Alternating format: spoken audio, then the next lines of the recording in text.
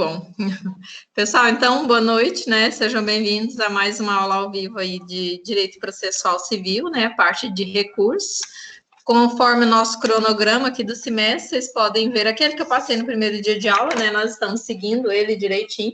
Então, hoje nós estamos aqui no dia 12/5, finalizando a unidade 3, né? A parte de recursos. Vão ficar ainda para as outras aulas somente um pouquinho da emenda.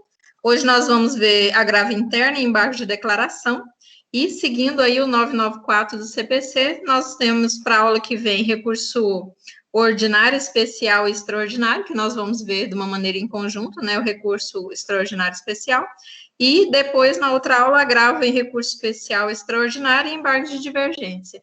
E depois uma revisão, né, quero passar também mais algumas peças para vocês, né, porque no caso dessa parte de recurso, isso é muito importante, né, vocês interagem, saber como que isso funciona, nessa dinâmica aí dentro do processo civil, e depois uma revisão, né, para nós finalizarmos o semestre. Nossa prova está, até agora, agendada para o dia 16/6, ok?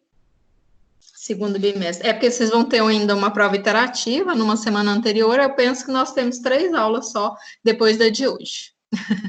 Finalizando o semestre, que susto, né? Na hora que a gente olha, ainda bem que estamos seguindo o cronograma certinho, falta pouca coisa. Que bom que conseguimos, né? Mesmo com toda essa pandemia, conseguimos aí enfrentar o semestre com qualidade, né? Sem perca nenhuma em relação ao conteúdo. E eu, na verdade, acho que a gente avançou bem, até mais do que se estivesse no presencial em relação ao conteúdo. A gente sente falta, né, do contato diário, mas em relação ao conteúdo nós estamos até um pouco adiantados. Porque não teve o trabalho presencial, que, né, gastaria aí mais uma aula e meia, então a gente conseguiu adiantar bastante o conteúdo. O Alisson não entrou ainda, nós estamos com 8 pessoas. Então, vamos iniciar, né, e o pessoal vai pegando aí conforme for acontecendo. Vou só passar... O Wilson também não entrou. Do nosso desafio, que eu tinha passado para vocês, somente alguns fizeram, que é aquela da postagem em relação a alguma coisa, né, do nosso conteúdo, de trabalho, desafio nota máxima, estudo dirigido, ou da aula em si, né, para fazer uma postagem no Instagram, marcar o meu Instagram e o da faculdade. Só quem fez foi a Alisson, a Kevin, Larissa, Maria Gabriela, Mariana Fonseca, Poliana da Silva. Da outra turma, Axa, Divaí, Franciele, Gabriela, Ellen, Nara, Herculânio, e Rafaela, Serafim, Wilson José. Deixa eu aceitar aqui o Herculânio e o William. E o Wilson José. Então, depois reforça com o pessoal para poder eles fazerem, para ganhar um ponto na prova. Alguns me mandaram audiência de instrução hoje também. Então, quem fizer, né, com o relatório e o certificado da audiência online, continua o nosso combinado de mais um ponto aí na prova, ok? Então, vamos lá. Vou compartilhar com vocês aqui, né, eu fiz o slide em relação ao nosso conteúdo de hoje, para facilitar o acompanhamento de vocês. Vou compartilhar aqui com vocês, então.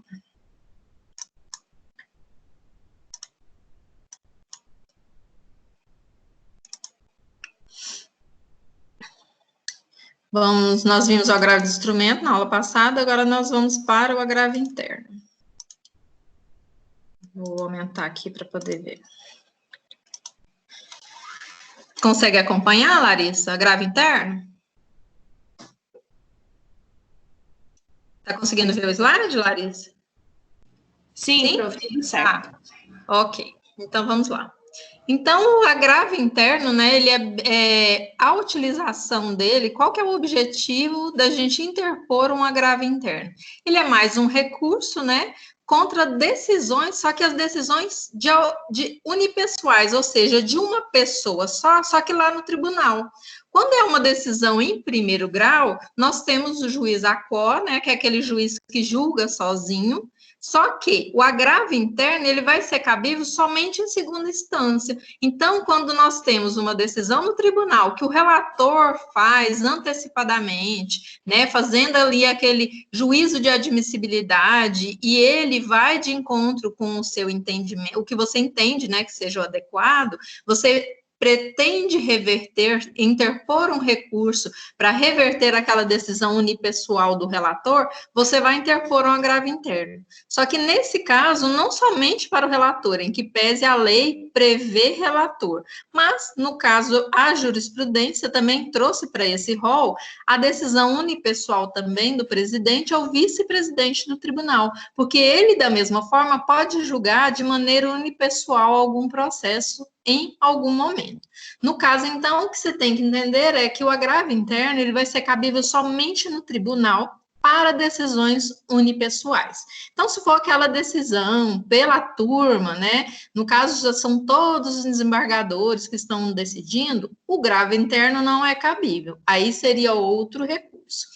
No caso, então, ele no juizado especial, da mesma forma, né, que no tribunal, como no TJ Goiás, no TRF1, ou mesmo lá no TRT, ele seria cabível, mas de uma forma igualitária, através, né, da decisão jurisprudencial, foi entendido, através desse 464, o enunciado do Fórum Permanente de Processualistas Civis, eles entenderam que também seria adequado o agravo interno nos juizados especiais. Então, da mesma forma que a gente aplica, né, na justiça civil, o agravo interno vai ser cabível também nos juizados especiais.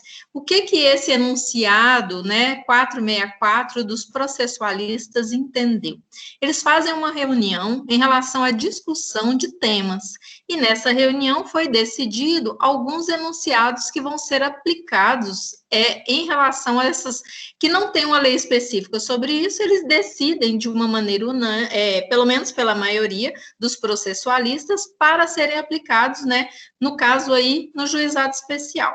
O que foi decidido? Que a decisão unipessoal, ou seja, aquela monocrática, onde um só decide, né? No caso aqui, o relator, em turma recursal, também vai ser impugnável por agravo interno. Então, se você tem uma decisão do relator que vai de encontro com o seu entendimento, você entende cabível passível de um recurso, então, ao invés de você esperar andar todo o processo para poder lá no final interpor um recurso contra a decisão da turma, você já interpõe um agravo interno de uma maneira antecipada contra a decisão do próprio relator. Então, você antecipa essa discussão. Deixa eu aceitar aqui o pessoal que está me chamando. Franciele e William. Ok, vamos lá. Então, da mesma forma que vai ser aplicado na esfera civil, vai ser aplicado no juizado especial, desde que a decisão seja unipessoal no tribunal, tanto no tribunal civil como no tribunal, né, na turma recursal, que é onde é aplicado, né, para as decisões do juizado especial. No caso, o artigo 1021, ele prevê, igual a gente tinha falado, a decisão somente do relator. Porém, né, através, né, da jurisprudência, foi-se entendido que também cabe agravo interno contra a decisão do presidente ou vice-presidente do tribunal. Então, o artigo 39, né, da Lei 8.038 de 90, prevê expressamente essa possibilidade. Então, é uma construção tanto da legislação, né, no caso aí, como também da jurisprudência. A decisão do presidente ou vice-presidente de tribunal que negar seguimento ao recurso extraordinário que trate de controvérsia que o STF tenha negado a repercussão geral, também vai ser, né, no caso, recorrida através de agravo de instrumento. Então, é mais uma ação um recurso que você pode manejar, né, para tentar reverter uma decisão unipessoal no tribunal.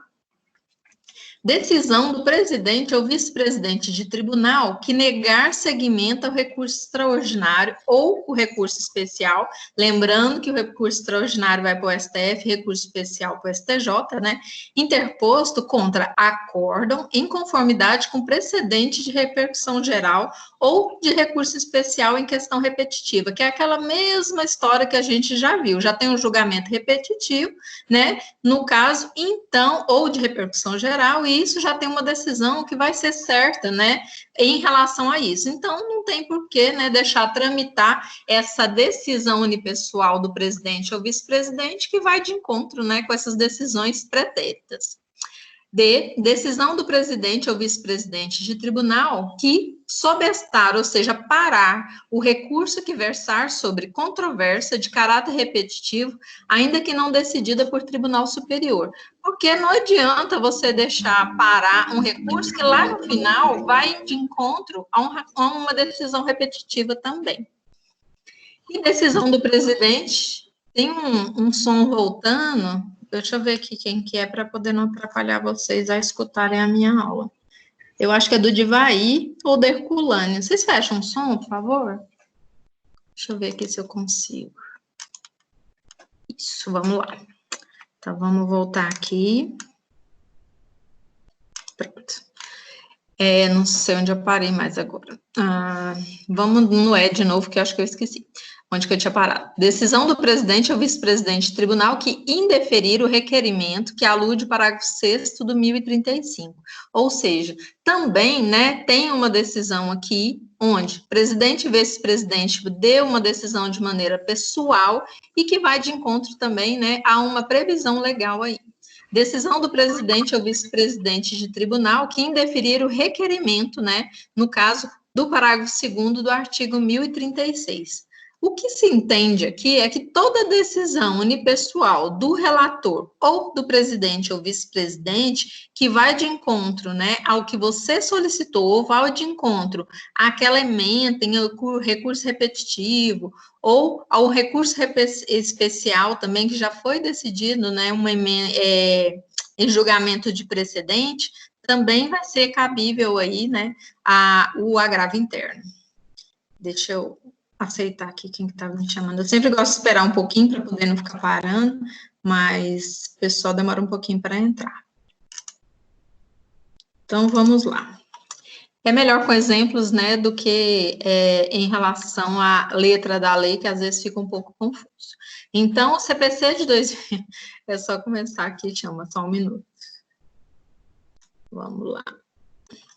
Boa noite, Aritana, tudo bem? Vamos lá. O CPC, então, de 2015, né, ele trouxe algumas modificações em relação ao agravo interno, facilitou, né, a regra de aplicação desse recurso. O que o CPC trouxe? Ele unificou a regra, né, em relação a esse recurso. Antes, ele tinha várias previsões, né, em outras legislações. No caso, até no CPC mesmo, ele vinha espalhado a todo momento. O que o CPC fez? Ele compilou, né, essa previsão. Também conferiu ao agravo interno uma previsão que antes não existia, ou seja, o agravo interno antes era estudado junto com o agravo de instrumento. Ele era como se fosse, né, um irmão aí, gêmeo do agravo de instrumento. No caso, eles não são a mesma espécie de gênero. Nós vimos que o agravo de instrumento, ele cabe, né, em decisões de primeiro grau. Então, ele é como se fosse parecido, mas no caso do agravo interno, ele vai ser em tribunais. Então, vai ser lá em segunda instância, ou na turma recursal, né, em caso de juizado. Parece, né, mas é igual a Denorex, né? Para o primeiro grau seria agravo de instrumento, para o segundo grau, decisão, né, unipessoal, vai ser o agravo interno. Então, não confundam, inclusive, isso é tema, né, de concursos, para tentar confundir vocês, colocando o agravo interno da mesma forma que o agravo de instrumento. Mas nós vimos na aula passada, né, que eles são bem diferentes. O agravo de instrumento do agravo interno que a gente está vendo hoje. Encerra também o CPC as polêmicas, né, sobre o cabimento do agravo interno, porque agora ele especifica onde cabe ou não o agravo interno. No caso, então, ele descreve que o agravo interno é contra a decisão de relator, presidente ou vice-presidente do tribunal, ou seja, acabou aquela discussão onde a jurisprudência impunha, né, esse regramento, mas a letra da lei era falha. Então, nesse ponto, ficou aclarada essa previsão, né, da possibilidade do agravo interno contra a decisão do relator em qualquer causa que tramite no tribunal, ou seja, um recurso. Então, você vai manejar mais um recurso, né, para ser a tentativa de um primeiro momento, a partir dessa decisão unipessoal, já seja revertida para poder não deixar julgar, para depois ver que tinha aí, né, uma incoerência. Então, se tem uma incoerência na decisão do relator, presidente ou vice-presidente, através do agravo interno, você já consegue, né, sanar esse problema. Então, no caso aí, vai ter uma remessa necessária, né, através desse recurso, e é uma causa de competência originária, ou seja, ele já vai diretamente, né, para de encontro dessa decisão. No caso, existem decisões do relator que são irrecorríveis, então não são todas as decisões do relator que vai caber agravo interno, né? Existem algumas que são exceções, mas quando é exceção, ela tem que vir expressa, ou seja, ela tem que vir descrita na lei. Se tiver um silêncio legislativo, ela é recorrível. Se tiver descrito falando que é uma exceção e não cabe agravo interno, aí tem que ser obedecida a regra, né? Porque aí está bem claro. Então, quais são as decisões de relator que a gente não pode recorrer através de agravo interno? Decisão sobre a intervenção de amicus curiae, né, que no caso aí é um terceiro que vem para poder participar da lide, uma pessoa técnica que vem aclarar alguma coisa daquele processo. Então, no caso, é um poder discricionário do relator. Então, nesse caso, ele é que decide, independente de você entender que pode ou não, essa decisão seria irrecorrível devido à previsão aí, né, do artigo 138 caput e 950, parágrafo 3º do CPC. Também seria irrecorrível, através de agravo interno, a decisão de relator que concede a gratuidade da justiça. Cabe à parte adversária pedir a revogação do benefício. Por quê? Porque, no caso, você pode solicitar a gratuidade da justiça a qualquer momento, primeiro grau, segundo grau. Se caso a decisão do relator concedeu para você, se a outra parte achar que não é válida esse deferimento, porque é uma empresa está pedindo gratuidade da justiça, ela está enganando a justiça e ela tem com o quê? É uma pessoa física, mas ela tem, né, bens e está fingindo que não tem condições de pagar para poder enganar o judiciário. Ao invés de entrar com o agravo interno, o que é que a parte adversa tem que fazer? Ela tem que impugnar, né, ali aquele deferimento através de provas, porque, no caso, a parte adversária é que tem que pedir essa revogação do benefício e provar que realmente aquela parte não tem direito. No caso, né, não teria como a pessoa fazer prova contra si mesma, então seria a parte adversa não cabível através de agravo interno. Decisão que releva a deserção, né, no caso foi deserto, e concede novo prazo para o recorrente fazer o preparo. Deserto é quando você tem a obrigação de juntar, né, as custas e não junta. Aí, no caso, vai ser julgado deserto, né, o seu processo, e aí não tem o trâmite, é como se ele fosse inválido. Então, vai ser, né, no caso, não vai ser julgado, não vai ser aceito no tribunal, porque ele é deserto, ele faltou o preparo. Só que, dependendo da justificativa daquela parte, pode ser que naquele dia ele não conseguiu, aconteceu um acidente, ele teve que ficar internado, bateu o carro, aconteceu alguma coisa, desde que ele justifique dentro do processo, o relator aí, no caso, ele pode, né, que ele que recebe o processo, né, em segunda instância, ele pode deixar, no caso, aumentar esse prazo do preparo, depende, né, no caso do relator, essa decisão. Se caso ele decide por aumentar esse prazo, também ela seria irrecorrível. Decisão do relator do recurso especial que considera o recurso extraordinário simultaneamente interposto como prejudicial e, por isso, determina o sobrestamento, né, parar o recurso especial e remete os autos ao STF. Deixa eu aceitar aqui quem está me chamando para não perder a aula. Só um minuto. Daniel, boa noite, tudo bem? Vamos lá.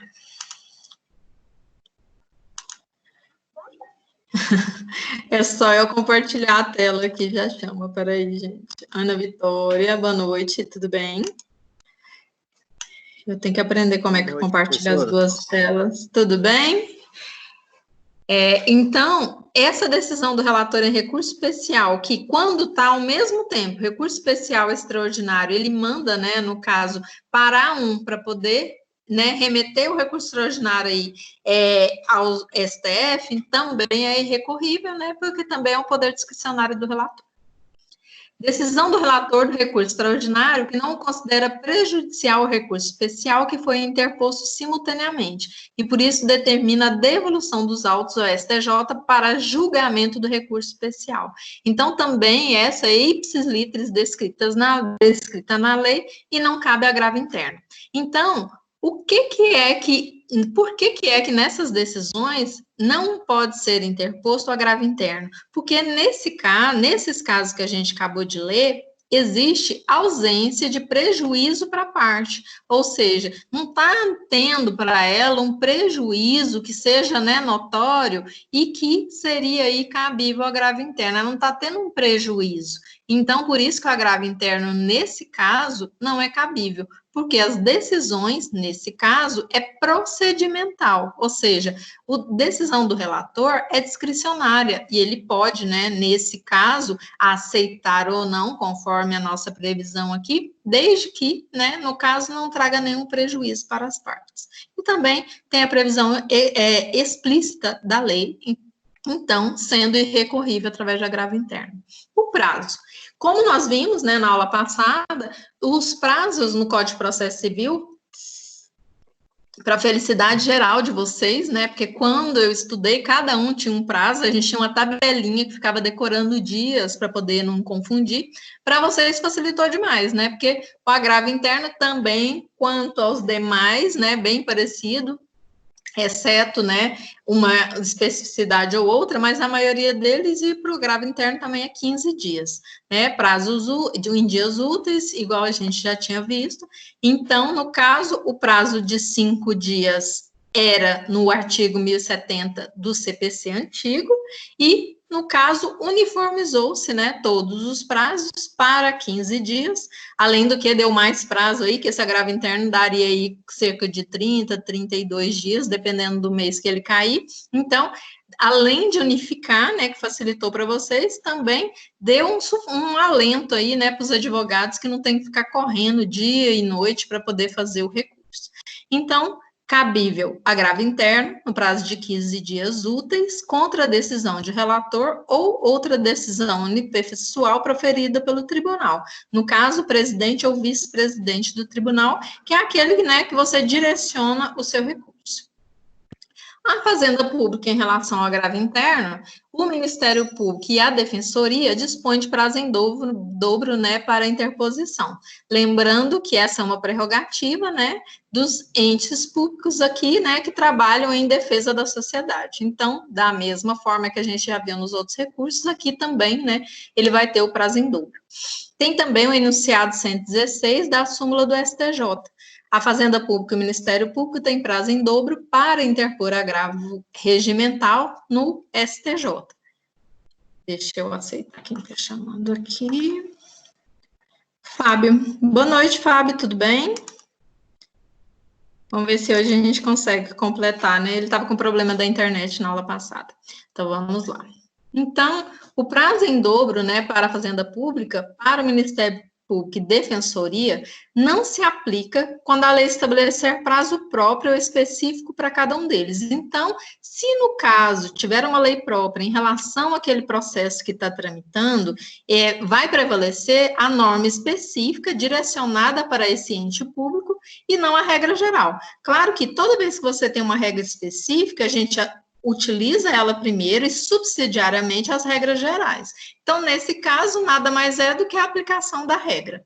Então, no caso do agravo interno, contra a decisão do presidente do tribunal que indefere pedido de suspensão de segurança, tem que ser, no caso, somente para quem pode agravar é o requerente. Então, a Fazenda Pública vai ser esse requerente, né, porque é contra ela essa decisão, ou então o Ministério Público. Então, o prazo para o agravo interno será da mesma forma simples e não em dobro, porque tem uma regra específica nesse caso, somente em pedido de suspensão de segurança, né, que no caso é muito específico aqui e é direcionado para a Fazenda Pública ou Ministério Público. E lá não está descrito que seria a prerrogativa geral, está descrita a prerrogativa do prazo normal. Então, tem que se aplicar a regra específica.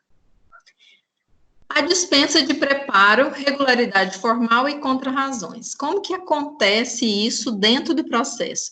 Lembra quando a gente estudou sobre interlocutório? No caso desse agravo interno, ele é como se fosse um interlocutório, ou seja, ele vai ser dentro do processo geral. Ele não vai ser um processo em apartado. Por isso aqui, o agravo interno é um recurso que dispensa preparo, porque você já pagou no caso, o procedimento que está acontecendo. O agravo interno nada mais é do que uma possibilidade do relator, presidente ou vice-presidente do tribunal rever aquela decisão unipessoal dele. Então, nesse caso, vai ser dispensado o preparo, porque o custo do agravo interno já está embutido, né, nessa causa que já está tramitando no tribunal. Vamos pensar aí num processo comum. Primeiro, você entrou com o processo, né, petição inicial, teve a contestação, impugnação, teve a sentença do juiz. Você fez uma apelação. Dentro da apelação, teve a decisão do relator que falou para você uma coisa de confronto que você entende. E aí, no caso, não aceitou, vamos supor, um efeito que você solicitou. E aí, você vai entrar com agravo interno nos mesmos autos, né, para poder aquela decisão do relator ser modificada.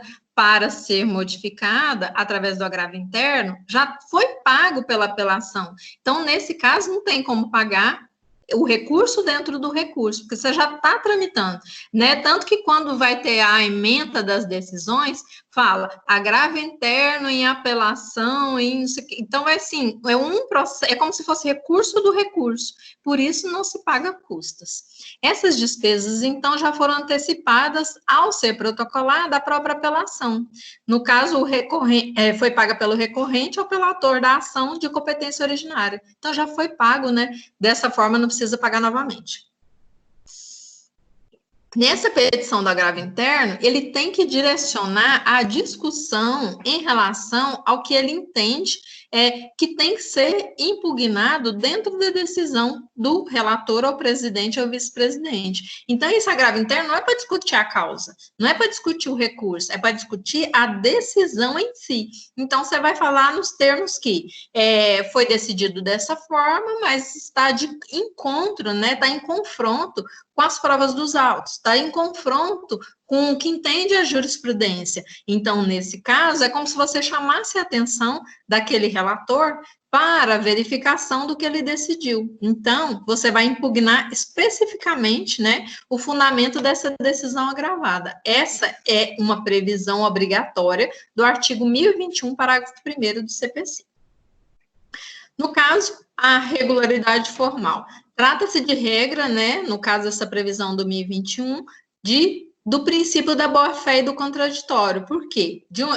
Busca, né, evitar repetição de peças processuais, para poder não ter que ficar um monte de recurso, porque essa é uma peça singela, né, o agravo interno, é como se fosse um interlocutório, chamando a atenção do relator, ou do presidente ou vice-presidente, sem especificar as razões pelas quais a decisão não convenceu a parte recorrente. Então, você vai direcionar propriamente para a decisão, né, unipessoal em segundo grau. E também vai garantir o contraditório, porque o recorrido pode manifestar. Você vai entrar com a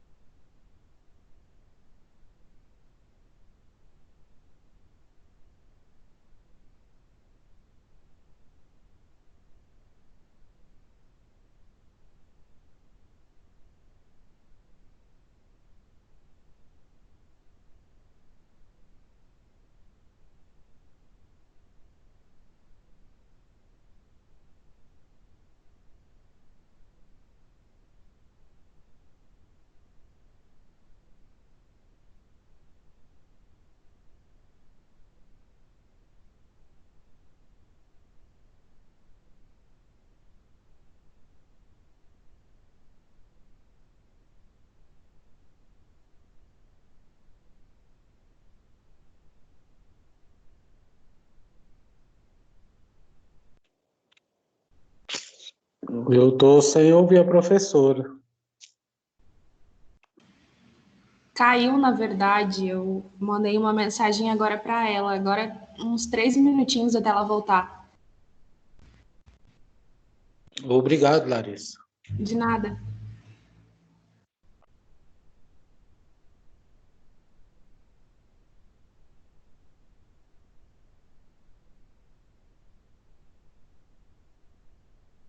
O microfone estava desligado.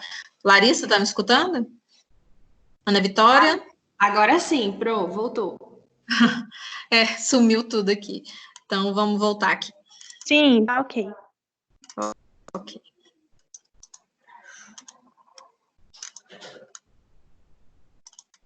Fazia tempo que tinha sumido minha voz?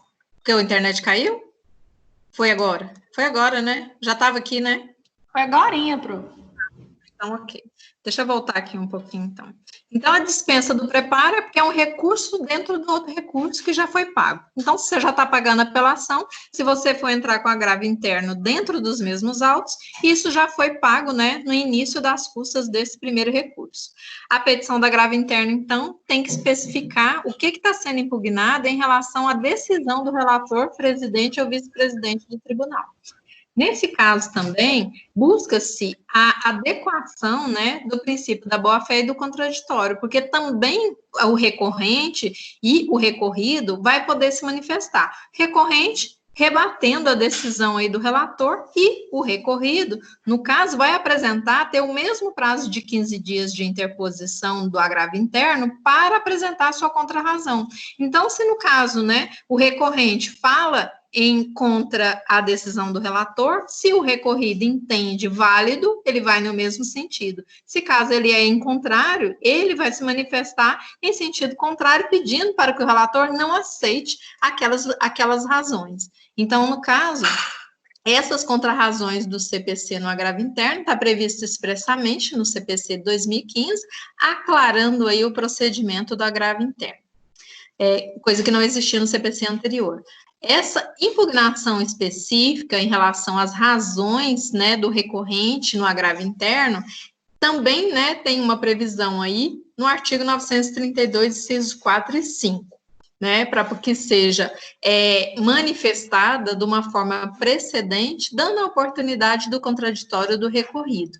No caso, não seria suficiente ao agravante falar das razões do seu recurso, né, somente sem direcionar especificamente o que ele entende, né, que não está adequado naquela decisão unipessoal. Ele tem que demonstrar uma distinção ou impossibilidade de aplicação do precedente, ou seja, ele tem que demonstrar que está em confronto com uma decisão do tribunal, com recurso repetitivo ou contra as provas, né, ou então mesmo assim, que está contra a decisão dos precedentes do tribunal. No caso, então, tem que dar oportunidade para as contrarrazões da parte contrária para, no caso, ser manifestada a plenitude do direito à ampla defesa e contraditório, né, que é previsto aí para todas as esferas, tanto a administrativa como no judiciário. Como que é o procedimento do agravo interno e o julgamento? No caso, o agravo interno vai ser dirigido para o relator, né? Ele vai poder se retratar. Lembra quando a gente falou do agravo de instrumento, que no caso ele ia receber e mandar direto para o tribunal? Nesse caso aqui, em segundo grau, já direto no tribunal, quando o relator recebe o agravo interno, ele pode fazer a verificação e mudar o seu entendimento de pronto. Isso se chama juízo de retratação. Então, ele recebe, né, aquela manifestação, dá oportunidade das contrarrazões lá para o recorrido e pode ser que ele, de pronto, retrata-se, faz a mudança do seu entendimento. Deixa eu aceitar quem está chamando. Alisson. Boa noite, Alisson, tudo bem? Estava sentindo sua falta. Opa. Aqui. Ok. Então, se ele for dirigido ao relator, vai ser dirigido ao relator, ele pode mudar a sua opinião, mudar a sua decisão.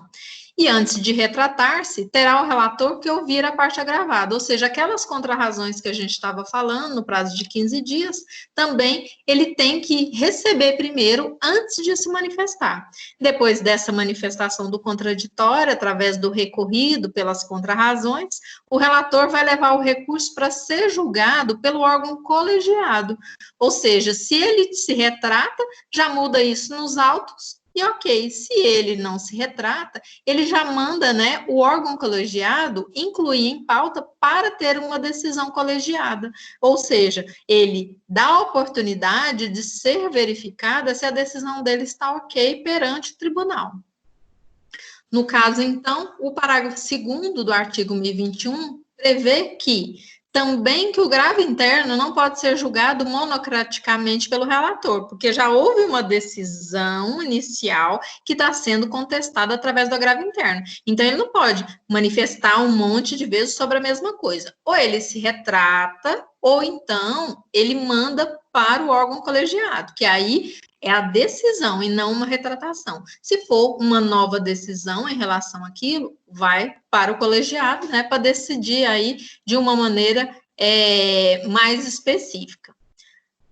O agravo interno somente deve ser julgado pelo relator se este resolver retratar-se. Se ele se retrata, né, já decide a questão que está sendo imposta e nos próprios autos ele vai mudar a sua decisão e aí caberia inclusive agravo interno em relação à parte recorrida, um novo agravo interno em relação a essa nova decisão, se caso aquela parte, né, que sofreu aquela alteração daquela decisão se sinta lesada. Mas pode ser que, às vezes, é uma coisa que, igual um precedente em recurso repetitivo, as duas partes vão ver que não tem como isso proceder. Então, no caso, se ele já retrata, o relator já decide a questão imposta, né, e aí não há necessidade de julgamento do órgão colegiado do agravo interno, mas somente aí da apelação que estaria sendo precedida. Quando há a interposição, então, do agravo interno, existem dois caminhos. O relator se retrata de pronto, né, faz isso de maneira isolada e já se manifesta dentro do processo, né, em segundo grau, ou então direciona esse julgamento, né, marca-se, né, a decisão pelo colegiado e poderá ser mantida ou reformada a decisão do relator, porque não é porque vai para a turma recursal ou vai, né, no caso aí, para o colendo tribunal, que vai ser de pronto reformada, pode ser que está certa, né, dá a oportunidade de um novo julgamento em relação àquela decisão pretérita do relator. Quando o relator incluir o agravo interno em pauta, né, que no caso ele vai pedir um dia para manifestação em relação à inclusão na pauta, né, no próxima votação. Isso não quer dizer que o seu voto será contrário ao agravante. Pode ser que, mesmo que ele não mude, ele tenha um entendimento parecido com uma decisão contrária, né? Em que pese ter todas as manifestações, pode ser que ele mantenha. Ele pode retratar-se de maneira isolada antecipadamente, já nem mandar para o tribunal, lá para a turma, mas pode levar, inclusive, para o julgamento do colegiado com um parecer favorável em relação ao agravante. Então, de uma maneira que for decidir, né, do lado contrário e não uma retratação, o tribunal, de maneira colegiada, que vai decidir. Se for para julgar contrariamente ao agravante, não poderá fazê-lo por decisão isolada. Então, né, no caso de retratação, é só para consertar alguma coisa que está fora, né, dos ditames aí dos tribunais superiores, um precedente, um recurso repetitivo. Agora, se for para poder mudar de A para B, de 1 para 2, e aí quem tem que decidir é, no caso, uma maneira colegiada. Vai ter que ser em relação à turma. Sua decisão isolada somente pode ser preferida no caso de retratação, a gente já falou. Cabe sustentação oral, né? No caso do agravo interno, vai ter que ter a solicitação tanto da parte recorrente como da parte recorrida, caso tenha interesse, né? Essa manifestação vai ser incluída nos autos e vai deliberar em relação a isso, marcar a sessão e no dia vai dar a oportunidade, ler-se o resumo do caso, né, do agravo interno, que foi solicitado, dá a oportunidade de ampla defesa na sustentação oral de ambas as partes, caso queiram, e aí já de pronto já tem a decisão em relação à turma. No caso, né, contra decisões de relator que extingam processos de competência originária do tribunal, né, aí está previsto no artigo 937, parágrafo 3º. No caso da ação rescisória, mandado de segurança e reclamação vai ser direcionado, né, para ter essa sustentação oral em todas essas previsões. No caso do agravo interno contra decisão de relator proferida em julgamento de recurso, inclusive aquela remessa necessária, né, que existe em relação à fazenda pública, não se permite a sustentação oral, porque aí, no caso, né, é só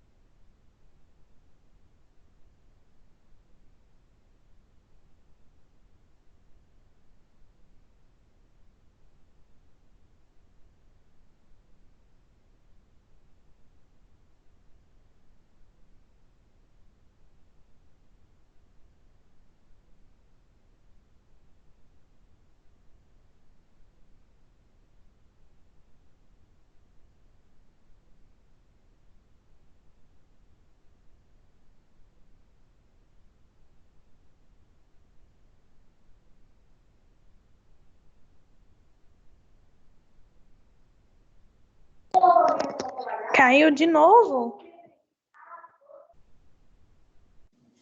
Sim, caiu. Provavelmente tenha caído quando aparece que a professora está saindo, é porque caiu lá para ela.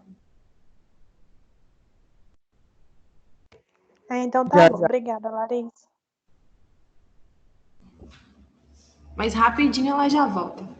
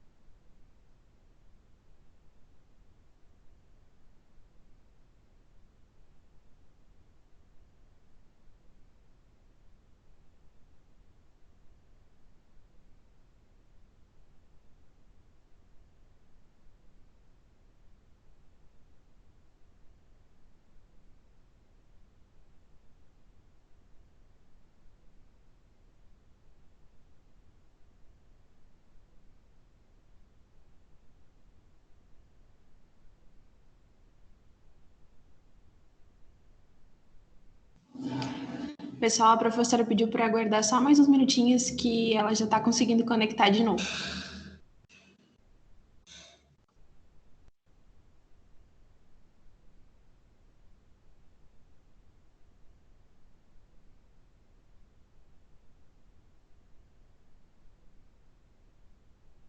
Aqui, tá desligado. Oi. Tá, Larissa, tá me escutando agora? Sim, Oi? Tudo certo. A internet aqui em casa acabou, então, assim, tô bem tô um pouco no escuro aqui, tá na meia fase, mas eu consegui rotear aqui, vamos ver se a gente consegue continuar. Vou compartilhar de novo aqui. Tá um pouco escuro, mas eu acho que vai dar. Larissa, se caso cair, você me manda uma mensagem aqui no WhatsApp, para poder eu conseguir ver. Porque aqui, quando some, eu não consigo acompanhar. E vocês ficam caladinha, eu não sei que não está acontecendo nada. Vamos lá, então. O procedimento de julgamento. Então, no caso, vai caber sustentação oral nos casos onde o relator extingue o processo de competência originária no tribunal, como na ação rescisória, mandado de segurança e reclamação, conforme a previsão específica aí do artigo 937, parágrafo 3º. Quando for o julgamento do recurso, aquele de remessa necessária, onde tem, né, a participação da administração pública, não se permitirá a sustentação oral, porque aqui, nesse caso, não está previsto na regra expressa do CPC. Então, não caberá agravo interno ou sustentação oral, nesse caso, na remessa necessária. Tá escurecendo aqui mais ainda. Procedimento, então, do julgamento. O órgão colegiado, ele não vai poder rejeitar o agravo interno com fundamentação que se limite a reproduzir os fundamentos da decisão agravada, porque, no caso, ele tem que especificar e fundamentar por que ele não concorda com a decisão, e não só copiar, porque, no caso dele só copiar a decisão agravada, não está explicando qual que é os fundamentos. Ele tem que demonstrar o que está incorreto. Previsão do artigo 1021, parágrafo 3º. No caso, então, o CPC, ele traz nessa especificidade de ratificar a exigência do cumprimento da pessoa que entra com agravo de instrumento, do agravo interno, fundamentar a sua análise em relação àquela decisão.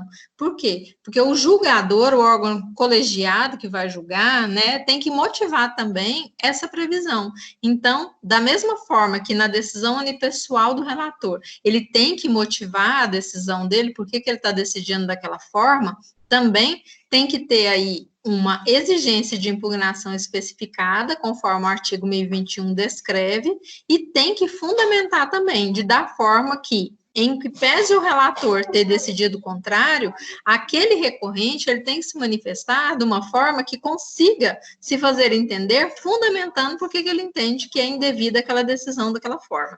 Não somente copiar, né, ipsis literis, o que o relator disse. O Alisson... o Alisson está falando aqui no WhatsApp.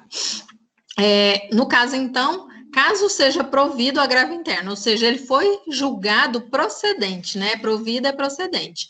A decisão monocrática do relator ou do presidente pode ser anulada, ou seja, retira aquela decisão dos autos e aquela que foi decidida pelo órgão colegiado vai ser aquela que vai fundamentar. No caso, houve um erro improcedendo, ou seja, um erro, né, de procedimento na decisão daquele relator.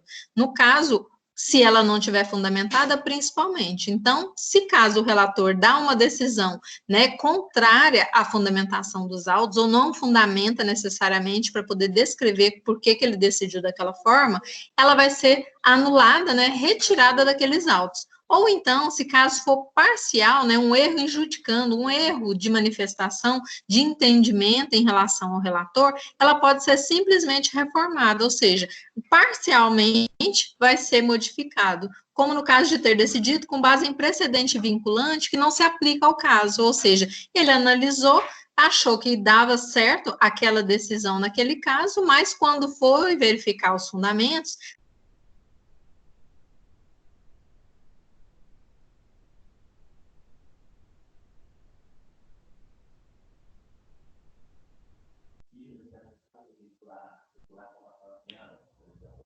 né, no erro de verificação dessa aplicação, em relação ao agravo interno, quando foi decidido como provido, a decisão colegiada vai substituir a decisão monocrática recorrida, nos termos do 1008 do CPC. Reforma-se, né, e essa nova que foi decidida pelo tribunal vai ser aplicada naquele caso concreto. No caso do agravo interno manifestamente inadmissível ou improcedente, tem no caso, partes que elas utilizam dos recursos somente para ganhar tempo. E principalmente no agravo interno, onde não tem custas, ele utiliza disso para protelar, né, a decisão do tribunal. Nesse caso, né, se o órgão colegiado entender que aquele agravo interno, ele foi por unanimidade decidido como inadmissível, ou seja, ele está só tentando ganhar tempo, ou ele foi totalmente improcedente, ele nem está fundamentando o que ele queria que fosse mudado, ele pode, inclusive o tribunal, condenar quem solicitou o agravo interno ao pagamento de multa entre 1% e 5% do valor da causa. Ou seja, se o agravo interno ele for utilizado de uma maneira protelatória, né, uma maneira só para ganhar tempo, sem qualquer fundamentação, ele pode ser imposto contra ele uma multa nesse caso. Deixa eu vou verificar quem que está chamando aqui para aceitar. O pessoal também está com dificuldade na internet aí. A Rafaela. Boa noite, Rafaela. Seja bem-vinda. Então, vamos lá. Ai, gente. Tá, foi. Larissa, tá conseguindo ver? Porque, tá oscilando aqui, que eu tô bem no escuro. Sim, tudo certo. Ok, tá. No caso, então, essa condenação é muito pior do que aquela que a gente, acho que, não sei se a gente já viu ou vai ver, da litigância de má-fé, que a litigância de má-fé é de 1% a 2% do valor da causa. Nesse caso aqui, do agravo interno, a multa é de 1% a 5% do valor da causa, ou seja, pode ser aplicado em caso aí de não ter nenhuma fundamentação, ou ele ser inadmissível ou manifestamente procedente. Um recurso só para ganhar tempo. No caso, se tiver um outro recurso dentro, né, desse processo, né, desse recurso, porque já tem um recurso dentro do recurso, né, no caso a gente estaria aí, como exemplo, estando dentro da apelação, entrando com agravo interno. Se caso ele for entrar com outro agravo interno dessa decisão, ou um outro recurso que seja, ele vai ter que pagar o depósito desse valor da aplicação da multa antes de ser admitido o recurso dele. Ou seja, para poder evitar essa manifestação protelatória. Então, o beneficiário da gratuidade da justiça e a fazenda pública pode, no caso, ser dispensado desse depósito prévio, né? Inclusive, se caso for verificada a manifestação muito protelatória, pode ser que lá no final do processo pode ser imposta, mesmo para aquele, né, que tem a gratuidade da justiça, para se caso, nos próximos 5 anos, se entenda que ele adquiriu bens, pode ser cobrado. A fazenda pública não vai ter, né? No caso, a multa, tá?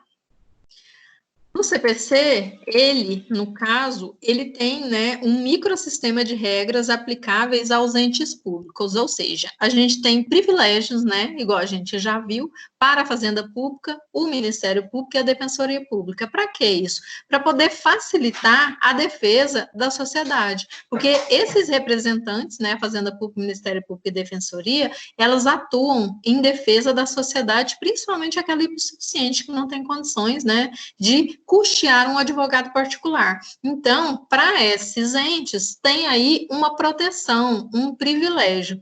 No caso, a todos eles, né, vai ser aplicado aí o prazo em dobro, garantia de intimação pessoal, né, e os seus membros só respondem regressivamente e subjetivamente, ou seja, não é aquele representante que vai responder pessoalmente pelo seu CPF em caso de ter uma incoerência na manifestação processual. Então, essas multas, né, que a gente acabou de ver em relação a 1% e 5% do valor da causa, caso haja um agravo interno protelatório, ele não vai ser aplicado, né, para esses entes públicos aqui que a gente viu. As despesas dos atos processuais praticados a requerimento da Fazenda Pública, Ministério Público ou Defensoria serão pagas ao final pelo vencido. Então, no caso aí, né, de ter em relação à aplicação de algum custo no final, pelas multas, ao final vai ser deferido, né, ao pagamento às partes. O beneficiário da justiça gratuita, esteja ou não representado pela Defensoria, Fazenda Pública e Ministério Público, estão dispensados, então, desse depósito prévio, né, em que pese ele também poder interpor um agravo interno que seja, né, indeferido aí de pronto, de maneira unânime. No caso da ordem cronológica de conclusão prevista no CPC, ela não vai ser aplicada aqui. Por quê? Porque esse agravo interno, ele é aplicado dentro de outro recurso. Então, se for para poder ficar esperando a ordem cronológica da aplicação do resultado desse agravo interno, vai trazer um problema processual. Então, no caso, a previsão do artigo 12, parágrafo 2º, 6 do CPC é de que o agravo interno não está dentro dessa regra da incidência da observância da ordem cronológica de conclusão para a decisão, né? Já marca próxima para a decisão do tribunal e isso colocado na ata, né, para poder ser decidido. Nos casos em que permite a decisão do relator, também estão fora da incidência da regra a observância da ordem cronológica, ou por não ser decisão final, claro, né, é como se fosse uma decisão interlocutória dentro do recurso no tribunal, ou, no caso, porque não está julgando mérito também, ou então resulta da aplicação do 932, mas tem regra expressa, né, de que não existe aplicação da regra de cronologia para o agravo interno. A fungibilidade com os embargos de declaração. Caso você proponha um agravo interno, mas quando for verificado que aquela decisão caberia a embargos de declaração, pode ser que o relator, ao receber o seu recurso, ele aplique a fungibilidade. Se ele achar que realmente o que você está pedindo é vamos supor, um conserto de erro material, que é das previsões para o embargo de declaração, ele vai poder aplicar, né, essa fungibilidade de pronto dentro da própria manifestação. Mesmo que o nome esteja lá, interpõe o agravo interno, se ele entender que é embargo de declaração, ele vai receber como embargo de declaração e pedir para mudar, né, lá no sistema, o nome da peça.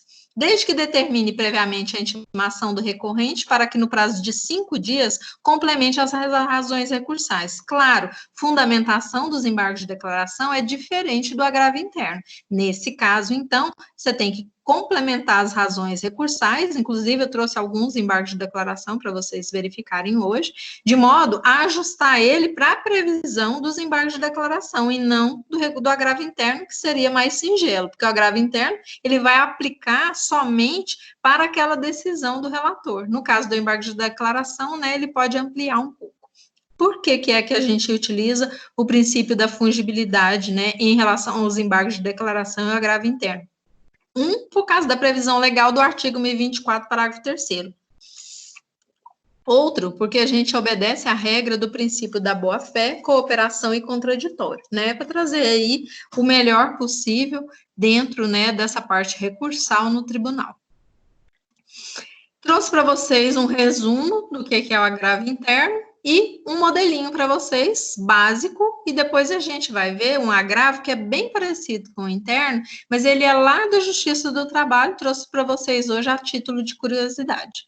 Então, o agravo interno é um recurso contra a decisão monocrática, igual a gente já viu, né, do relator, presidente ou vice-presidente, em recurso dos próprios tribunais, ou seja, está lá em segunda instância e um deles decide de maneira unipessoal, ou seja, o relator, quando recebe, né, aquele seu recurso e vai fazer aquela primeira manifestação e você entende que não está adequada, ou mesmo o presidente ou vice-presidente, quando vai fazer aquela manifestação, né, em relação de uma maneira unipessoal. Em outras palavras, então, é o quê? Manifestação de uma insatisfação contra o resultado em relação a uma decisão unipessoal do relator. No caso, então, dentro do próprio tribunal, né, que foi feita essa decisão. Quando entramos com uma demanda judicial, pretendemos um resultado. Caso não alcancemos esse resultado, podemos entrar com o chamado recurso, que será julgado por um novo julgador.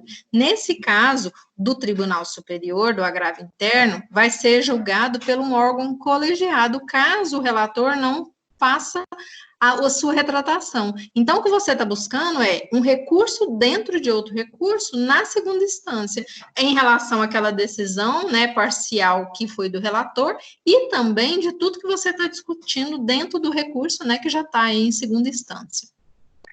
O julgamento desse recurso pode gerar um resultado diverso do que você espera. Isso não é fundamento para o agravo interno. O que é para o agravo interno é ditar contra alguma decisão de precedente, recurso repetitivo, contra as provas dos autos. Então, não é porque o relator está fazendo uma decisão unipessoal que ele pode colocar de qualquer jeito que ele quiser. Não, ele está adstrito a todas as regras, né, previstas na jurisprudência, nos precedentes, e também as provas dos autos. Então, você não tem, no caso, há a possibilidade de entrar novamente com um novo recurso, né? O recurso do recurso seria o agravo interno dentro, né? Dentro daquele processo, inclusive para um novo tribunal. No caso, você pode solicitar, né? Onde é aquela turma para outra turma para poder ser decidido.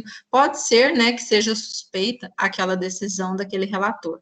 Por isso o nome é agravo interno, porque o julgamento permanece interno ao tribunal que julgou o recurso do resultado inesperado que você entende que é cabível a ser agravado. No caso, o novo CPC, então, traz essa novidade, né, do agravo interno contra decisões de relator, aumentando o prazo para 15 dias, igual a gente viu, contra razões também, né, no mesmo prazo. A previsão é do 1021 a 1070, do CPC 2015, e não podemos ter agravo interno contra decisões colegiadas. A gente já falou sobre isso, então, somente contra decisões monocráticas é que cabe agravo interno, tanto feito pelo relator como presidente ou vice-presidente. E também existe a possibilidade do agravo interno lá no STJ e no STF, né, que também é uma forma de tribunal que pode ser verificada em relação ao relator, né, que vai fazer a manifestação no seu processo. No caso, então, tem o pedido, pode haver o pedido de suspensão, né, e você entende que não é cabível e vai interpor um agravo interno contra essa decisão. Da decisão do presidente do tribunal que defere ou indefere o pedido de suspensão, né, suspensão da aplicação daquele processo, cabe agravo interno para o plenário ou corte especial, ou seja, outro tribunal, né, no caso o plenário ou a corte especial, que é aquela composta, né, da totalidade dos membros, também vai haver a possibilidade dessa interposição do agravo interno é como se fosse destrancar mesmo aquele recurso, né, para poder não ocorrer aquele pedido de suspensão, ou se você entende cabível o pedido de suspensão, para que seja dado esse efeito. Se o tribunal tiver menos do que 25 membros, as decisões do seu presidente são revistas pelo plenário, ou seja, um órgão colegiado, né, ainda maior, né, compostos por todos os membros. Então, pode constituir a corte especial, desde que as atribuições, né, sejam a de revisar a decisão do presidente do tribunal. Então, somente o órgão do plenário vai verificar aí as decisões do presidente do tribunal, né, porque ele é o cabeça do tribunal, então tem que ser uma verificação mais robusta. O agravo interno deve ser interposto, então, no prazo de 15 dias, com a inclusão na pauta em relação, né, a essa decisão o mais rápido possível, né, não vai ter aí essa verificação cronológica. Da decisão do presidente que defere ou indefere o pedido de suspensão, cabe agravo interno, ainda que trate de processo de mandado de segurança. Porque o mandado de segurança, ele seria mais singelo, porque é direito líquido e certo. Então, se juntou documentação, se o presidente faz o relatório, na decisão dele, você entende que não é cabível, que tem alguma coisa que não está em consonância com as provas dos autos, você pode também solicitar agravo interno para a decisão, né, do tribunal. Nesse caso, não vai se aplicar o artigo 183 do CPC, né, nesse caso do pedido de suspensão, não havendo prazo em dobro, porque uma regra específica em relação a ela, está prevista no 183.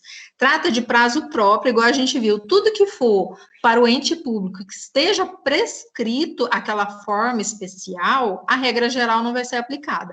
Então, se o prazo é específico para a fazenda pública, nesse caso, somente ela vai ter aquele prazo e é específico para ela. Então, nesse caso, da decisão do presidente do tribunal que indefere o pedido de suspensão, o prazo não vai ser em dobro, porque somente a fazenda pública representa.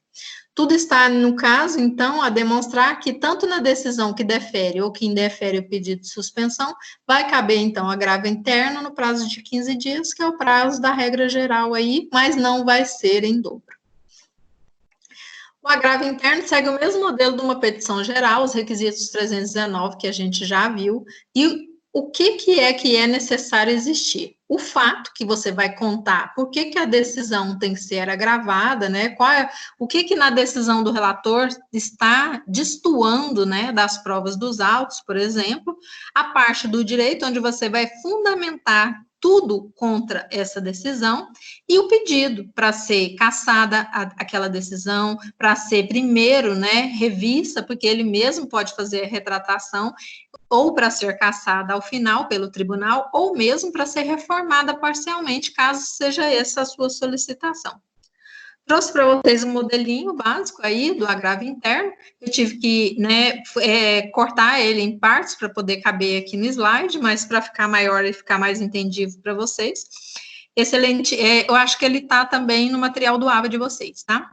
Excelentíssimo senhor desembargador do Tribunal de Justiça, no estado tal, né? Você vai pular linhas, colocar o número do processo. Melhor que coloca agravante e agravado aqui embaixo também, quem que é o recorrente, quem que é o recorrido. Você vai qualificar, né, de uma maneira geral, já qualificado nos autos, coloca o nome das partes, porque no caso é dentro do processo principal, você não precisa colocar número do CPF, endereço, isso não precisa nessa peça, porque ela vem dentro do outro recurso.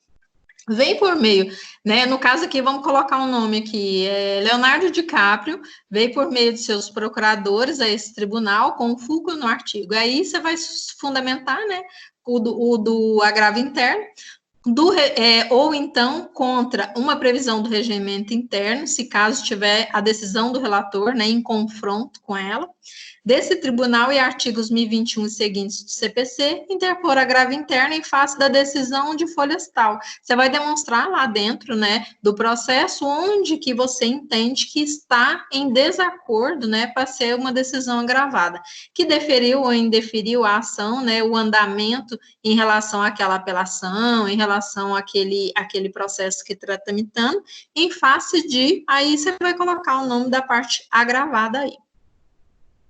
Vai falar os fatos, né, o que você entende que na decisão do relator não está adequado, vai fundamentar com a doutrina, lei, jurisprudência, por que é que deve ser reformada ou cassada aquela decisão do relator. No final, você vai pedir ou a revisão da decisão, cassação da decisão, e inicialmente, né, já falei, a gente pede para que ele volte atrás, ou seja, ele faça juízo de retratação, porque às vezes nem precisa do julgamento da turma colegiada. Então, é uma peça simples, né, sem muito robusta, tem prazo de 15 dias e serve para ir, né, para você ir de encontro, um recurso contra decisões unilaterais, né, do relator, presidente ou vice-presidente dentro do tribunal, aplicada também para o juizado especial, né, que a gente acabou de ver. Então, esse é o nosso agravo interno, é utilizado, assim, na verdade, pouco. Nem todo mundo consegue manejar, né, essa fundamentação aqui em relação para utilizar agravo interno. O julgamento do agravo interno, né, no caso, é feito pelo órgão colegiado, caso não haja retratação, né, contra a decisão do prolator da decisão monocrática agravada. Não se admite o julgamento monocrático de novo pelo relator, né, porque não vai decidir da decisão dele, ele pode somente fazer, no caso, a retratação. Se caso fosse possível ele julgar de novo a mesma coisa, ter-se-ia o próprio magistrado julgando a decisão dele, por isso é que não aceito, né, como que é que ele vai, ou ele muda e retrata, ou então leva para o tribunal para decidir, ele não pode decidir a decisão, sobre a decisão dele ele mesmo, né, aí seria uma incoerência legislativa, né, e processual. Então, aqui nós finalizamos o nosso agravo interno, espero que vocês tenham entendido, apesar de eu estar no escuro aqui, vou até voltar aqui, como que eu estou aqui. Vamos ativar essa câmera. Estou no escuro dando aula para vocês, né? Aqui, tomara que a bateria não acabe e a internet consiga aí continuar roteando para vocês. Vamos lá, então. Eu trouxe para vocês um agravo de petição para vocês verem como que parece. Vocês estão me escutando? Pessoal, vocês estão me escutando? Sim. Ah, ok. Eu vou só passar aqui na barra de rolagem para vocês verem um agravo de petição, que é parecido com o agravo interno, só que ele é utilizado na esfera da Justiça do Trabalho. Eu vou voltar aqui.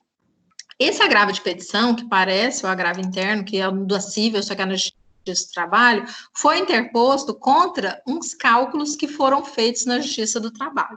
Então, aqui no caso, né, eles interpuseram, né, o agravo de petição contra a decisão do juiz do trabalho, que entendeu por não aceitar o questionamento das partes, da parte recorrida aqui no caso, para poder falar do valor que foi deferido na sentença. Eles entenderam que não teria condições de aceitar a forma que foi feito os cálculos. Só que, em momento nenhum, foi interposto nenhum tipo de recurso em relação à forma de cálculo. Então, ele não podia inovar em fase de cumprimento de sentença em relação aos cálculos. Então, eles entram aqui com o pedido, vou mostrar para vocês, tem uma pecinha de interposição, no caso aqui é um pouquinho diferente, o agravo de petição trabalhista, faz as razões, né, o que é que ele está fundamentando em relação, o que ele entende que não seria cabível dentro da decisão do juiz, né,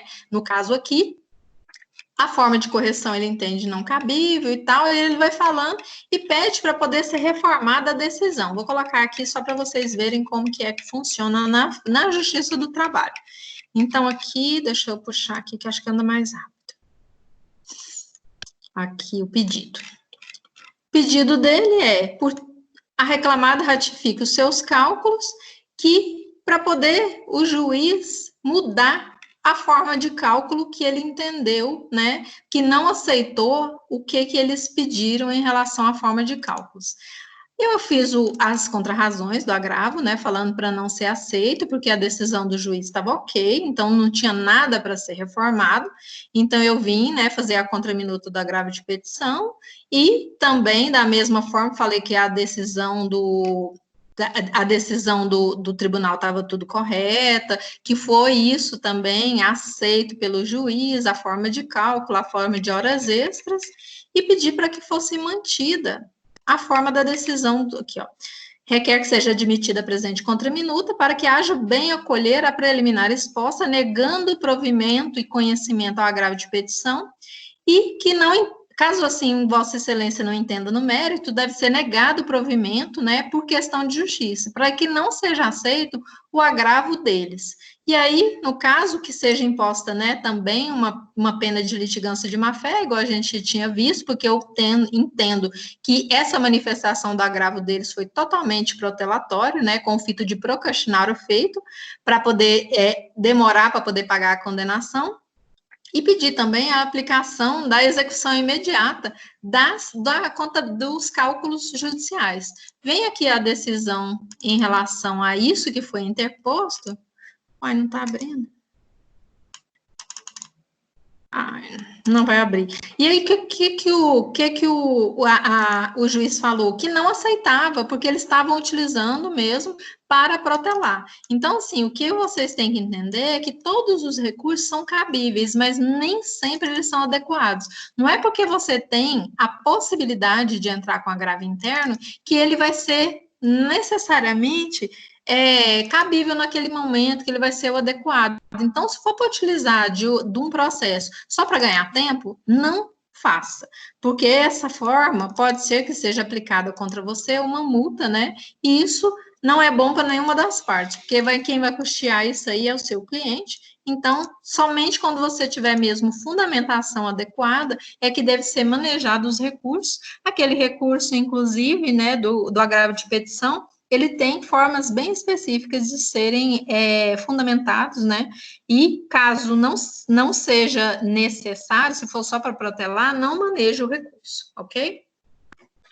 No caso, então, embargos de declaração é o nosso próximo tópico, aqui do artigo 994, que a gente está seguindo em relação aos recursos previstos no CPC. Então, os embargos de declaração, inclusive, né, eu quero parabenizar o Alisson, que fez o embargo de declaração esses dias e ficou bem adequado. Então, a previsão legal dos embargos é no 1022 a 1026 do CPC de 2015. Como que eu vou utilizar o embargo de declaração? Somente quando, no processo judicial, você tiver que solicitar para o juiz ou para o tribunal, em relação à decisão dele, que seja esclarecido alguma dúvida daquela sentença, ou sentença de primeiro grau, ou, no caso, o acórdão, né, lá pela decisão do tribunal. Na Justiça do Trabalho é utilizado, na Justiça na Federal também, então, o embargo de declaração é amplamente utilizado. Quando que eu vou utilizar o embargo de declaração? Somente quando tiver dúvida, omissão, contradição ou obscuridade. Ou então tiver um erro material. O juiz condenou a pagar 10 mil reais, mas lá está escrito 100 mil reais. Sabe que o valor não é esse, mas para ficar correto, é de bom tom que você entre com embargo de declaração para poder corrigir aquele erro gráfico, aquele erro material. Vamos supor, tem uma omissão. No caso, o juiz condenou lá dentro da parte, né, da fundamentação da sentença, que fosse pago um valor de danos morais. Mas lá no dispositivo, que é o lugar onde se resume a sentença do juiz, não estava descrito isso. Ou seja, ficou uma omissão na decisão. Então, o embargo de declaração vai ser para correção disso. Às vezes, dentro da fundamentação, o juiz disse uma coisa, no dispositivo colocou outra, está contradizendo ele próprio. E também vai ser para poder corrigir isso. Dúvida. Caso o juiz manifeste na sentença em relação a alguma coisa que você não entendeu, às vezes faltou uma forma de cálculo da correção monetária, às vezes faltou uma data para iniciar a contagem daquele prazo. Então, tudo isso, o embargo de declaração é para poder aclarar uma sentença, ou de primeiro grau ou de segundo grau. O 1022 prevê que cabe embargo de declaração contra qualquer decisão judicial para esclarecer obscuridade ou eliminar contradição. 2. Suprima a omissão de ponto ou questão sobre o qual devia se pronunciar o juiz de ofício ou a requerimento, ou corrigir erro material. Então, se você tem uma obscuridade, contradição, omissão ou erro, o embargo de declaração é o adequado de ser usado. 1022, parágrafo único. Considera-se omissa a decisão que, 1. Deixe de se manifestar sobre tese firmada em julgamento de casos repetitivos ou incidente de assunção de competência aplicável ao caso, né, que está sendo discutido no judiciário. Ou incorra em qualquer das condutas descritas no 489, parágrafo 1º. Ou seja, aquelas questões de recurso repetitivo, incidente de assunção de competência que a gente viu no início do semestre, ela volta aqui toda hora. Por quê? Porque isso já é uma decisão equanânime dos tribunais que tem que ser aplicado. Se caso a decisão dele, né, está em contrário, ou ele deixe de se manifestar em relação a isso, que já deveria ter sido aplicável, você pode solicitar ao juiz, é a mesma coisa que você dar um puxão de orelha. Fala para ele, juiz, aqui faltou isso. Então, ele vai simplesmente, através dos embargos de declaração, ele não vai mudar a sentença, ele vai só corrigir aquilo que ficou omisso, contrário ou erro material. No caso aqui, o 1023, né, a letra da lei explica mais, depois a gente vai para a parte da doutrina, tá? Os embargos serão opostos no prazo de 5 dias. Aqui é a exceção daquele prazo geral. Lembra que no prazo geral, que colocou todos os recursos no mesmo quadrado de 15 dias? Então, que facilitou para vocês, aqui nesse caso dos 5 dias do embargo de declaração, é o que é exceção. E a exceção sempre cai nas provas. Então, quando você for fazer uma prova de concurso, vai estar lá 15 dias escrito. E, por favor, não caia, não pega, né? Porque o prazo de desembargo de declaração, conforme o artigo 1023 do CPC, ele é de apenas 5 dias. Então, tem que fazer bem correndo mesmo. Os embargos de declaração vai ser feito em petição dirigida ao próprio juiz, né, que proferiu a sentença, ou o tribunal, né, no caso que proferiu a ementa, com a indicação específica do erro, obscuridade, contradição ou omissão. E não tem preparo em relação ao embargo de declaração, porque no caso, né, é como se fosse aí um pedido, né, uma solicitação singela para que o juiz verifique aquela parte omissa da sentença. Então, nesse caso, não tem preparo, mas tem uma coisa aí em relação a gente vai verificar em relação a multas, né, e honorários advocatícios. Logo a gente vai chegar lá. No caso, o que tem que ser fixado é as possibilidades para a aplicação dos embargos de declaração, que é omissão, obscuridade, erro, né, e o prazo, que é 5 dias, né, em petição dirigida ao juiz, né, com indicação desse erro. Aplica-se, então, os embargos de declaração também a previsão do 229, e no parágrafo 2º, o juiz intimará o embargado para querendo manifestar-se no mesmo prazo, né, de interposição, que é 5 dias, sobre os embargos, para poder apresentar as contrarrazões aos embargos de declaração, né, quanto a essa modificação da decisão. Pode ser que essa omissão seja, inclusive, benéfica para a parte recorrida. Então, em caso de ser benéfico, ele vai se manifestar, né, em conformidade com o recorrente. O embargante, chamado aqui, né, para quem interpõe nesse caso é o embargante, o embargado é aquele que responde, como se fosse o recorrido. O artigo 1024 prevê, então, que o juiz julgará os embargos também em 5 dias. A lei é linda, né, gente? 5 dias para interpor, 5 dias para contrarrazoar, 5 dias para decidir. Claro que o mundo ideal não é o mundo irreal, né? Mas a lei é linda e está aí para concurso, é 5 dias a decisão do juiz, tá? Artigo 1026, os embargos de declaração não possuem efeito suspensivo. Por favor, gravem isso para não errar, igual um monte de advogado que eu conheço. Fica lá. Até lembra na aula passada que eu falei para vocês que tinha um recurso meu que eles não obedeceram a decisão judicial porque disse que iam recorrer, até hoje não recorreram, não entraram com nenhum tipo de manifestação de recurso e não tem efeito suspensivo os embargos de declaração e nem o agravo de instrumento que disseram que ia entrar. Então, esse é mais um dos recursos que não tem efeito suspensivo imediato. Então, no embargo de declaração, continua se correndo os efeitos da sentença. Então, no caso, somente vai suspender o prazo para a interposição de um novo recurso. Se no caso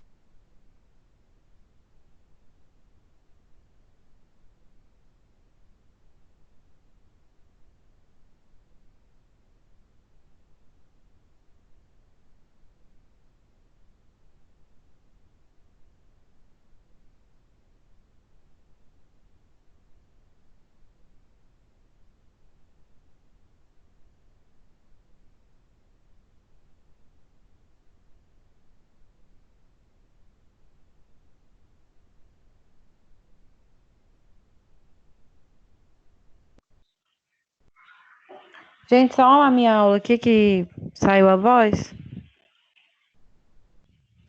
Alô? Não, parou mesmo. Tá aí? Parece.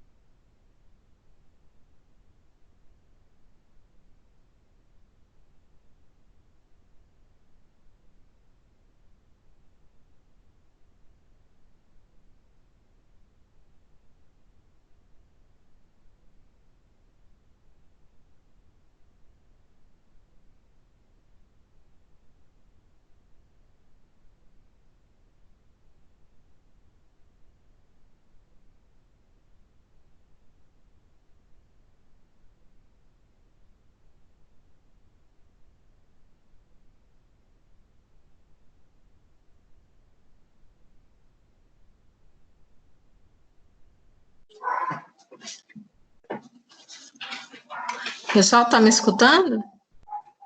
Agora sim, prof. Ai, gente, tá tudo escuro aqui. Eu acho que a gente vai parar por aqui, que eu não tô conseguindo. Eu tô roteando a internet do celular para poder. E tá tudo escuro. Não, acabou a energia desde aquela hora. Tá tudo escuro aqui em casa. Isso aqui é a luz da tela. A gente super entende, professora. É, porque assim, a gente já tem aí quase 2 horas, aí na próxima aula a gente termina, porque tá muito ruim aqui e eu tô com medo de queimar, inclusive o computador que é emprestado. Então, tá só em meia fase e o meu celular também tá quase acabando a bateria. A gente vai parar por aqui. Nós fomos aqui, então, até o 1024 dos embargos de declaração. Na próxima aula a gente continua, tá, pessoal? Desculpa aí, tá? Obrigada. Professora, Oi, pois não? tem data de trabalho? É o Alisson. O trabalho, eu já passei para vocês o trabalho? Ainda Já, não. né? Não. Eu já fiz, vou mandar para vocês. Até o dia da prova, tá? Então, até o dia 20, a prova é até dia 16.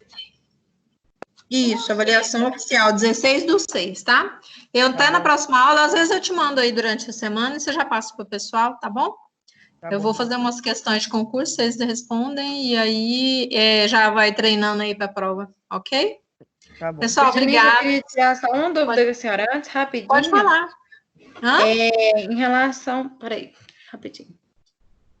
Eu vou mandar para o Alisson e aí ele manda para a senhora, que aí eu escrevo direitinho a dúvida.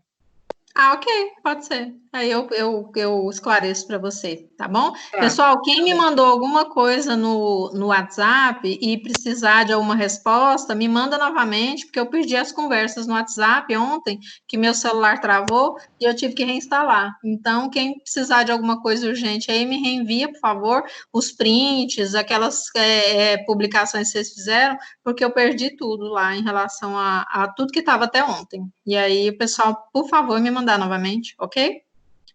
Tá? Obrigada. Tá, obrigada, boa noite. Obrigada, desculpa aí. Boa noite para vocês. Boa noite, professora. Boa noite. Obrigada, pessoal, pela paciência. Beijo, tchau. Vou parar a gravação aqui.